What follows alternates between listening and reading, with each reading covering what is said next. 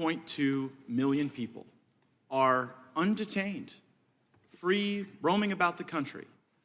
They've gone before a judge. A judge has issued a final order of removal. How many ICE agents do you need to deport them? Congressman, I think what we need is legislation to fix the broken immigration system. Because you don't need legislation to overcome a final order of removal, right? Look, I get it. You want comprehensive immigration reform and a big amnesty thing. Very unlikely that's going to happen. So we have to operate under the laws that exist now. So under the laws that exist now, a judge has told 1.2 million people that they have no right to be here. Do you plan to remove those 1.2 million people? Congressman, with the resources we have, and I would appreciate the opportunity to answer your question fully, with the resources we have to allocate those resources. How much money do you need to deport all of them? How much money? How many agents? To deport the 1.2 million who a judge has said has no right to be here. Congressman, there are a number of questions that your question raises with respect to whether all of those individuals actually have been given due process. No, they have. Yes, these are the people who've had the due process, okay? And here's the point.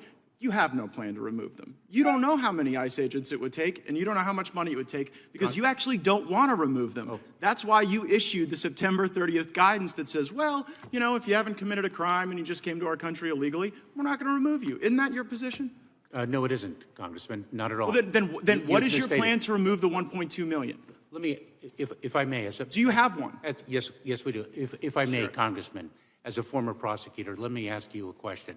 If one has a finite amount of resources and one has a finite number of hours, and one has a choice of removing 20 shoplifters or 3 fugitive armed bank robbers, how would you spend your time? Well, I know how you've spent yours. I know how you've spent yours by decreasing by 48% the number of criminals you arrest, by deporting 63% fewer convicted criminals. You have the lowest deportation rate in the history of the department, right? Your data that you cite is misleading. No, it's your data. This is actually what your own agency is reporting. So do you think that it just might be the case that one reason that we will encounter the highest number of illegal immigrations in our nation's history this month and next month, because everybody knows that even if they come here, even if they go through the removal procedures, even if a judge issues a final order, you still think there might be more due process, and you have no plan to remove them. And then when I ask you what the plan is, you say, oh, well, resources, I got to make finite decisions.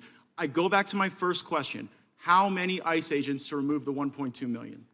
Congressman, I'd be pleased to provide you with a resourcing data subsequent to this hearing, if I may. And I think it's telling that you. I think it's telling that you got plans for pronouns and you got plans for misinformation. But when it comes to the plan to remove the people that have had due process, you don't have one at all. Now, 800,000 people have encountered your CBP agents, and those folks have been released into the country.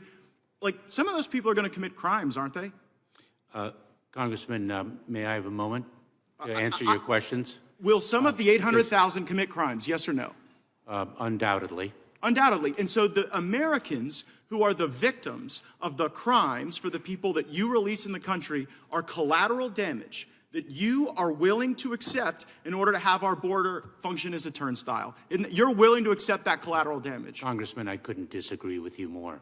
Let me give you, if I can, some data that will actually more than the data. How about this? Well, how did it feel to you when you went to the border and the Border Patrol agents turned their back on you?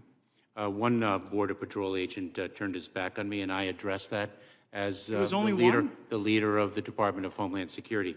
So if I can return to data, because I want to make sure that you have accurate information. Everyone knows that you have more people coming in than ever, and you're removing fewer people than ever, and it's because you have no plan and because it's on purpose. See, I don't buy the theory that you don't know how to do this. I think you're actually a highly competent dude. But the reality is your plan is to bring these people in and to send the message to the smugglers and the criminals that they will never have to leave. That's why your workforce turns their back on you. And you have tools that you could use to deport these people. You have facial recognition. You have flights going all over the country, dropping people off. And I think we ought to use the best tools in the country to find these folks, round them up like they were at the Capitol on January 6th, and deport every last one of them. I yield back. Gentleman yields back. Ms. Bass. Congressman, may I have a moment to answer No. a question? No, he didn't ask a question. Ms. Bass. Thank you, Mr. Chairman, and thank you, Mr. Secretary. I want to especially point out your patience for putting up with all of the theatrics. I want to echo what Chairman Nadler has already stated about your efforts to reunify children with their families. The last